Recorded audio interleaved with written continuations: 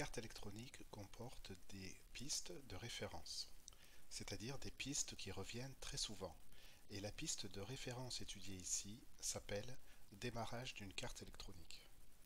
En mode démarrage de la carte électronique, il faut que l'énergie arrive sur la gate du transistor de puissance, qui va se fermer, qui va être passant.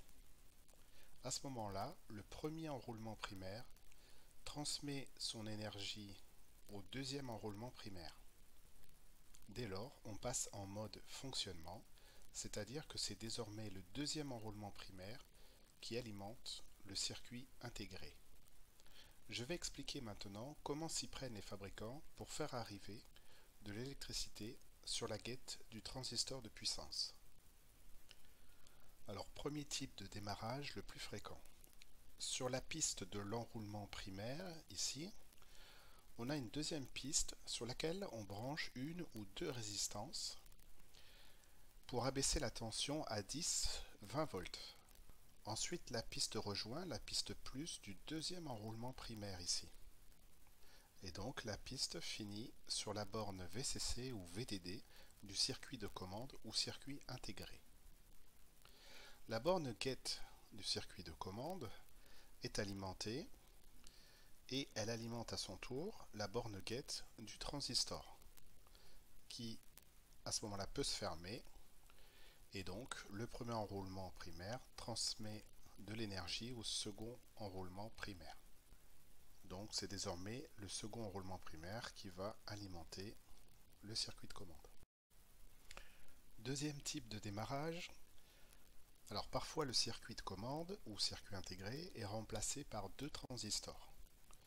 Le principe est assez proche du premier type de démarrage. Sur la piste du premier enroulement primaire, on a une seconde piste sur laquelle on branche une ou deux résistances pour abaisser la tension à 10-20 volts.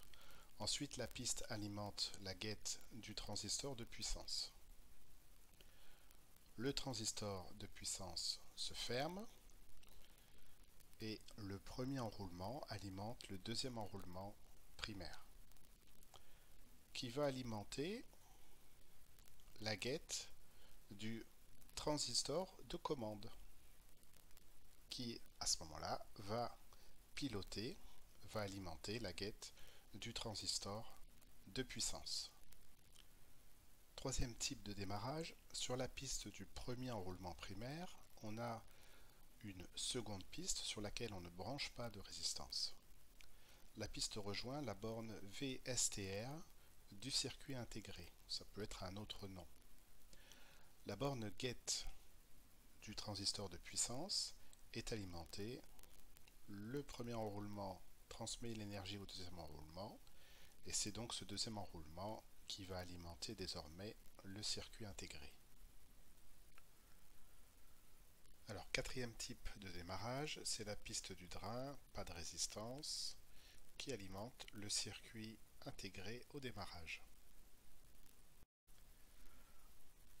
On voit que sur le datasheet, la deuxième mission de la borne 5, celle du drain, c'est Power Supply for Startup, c'est-à-dire alimentation pour le démarrage.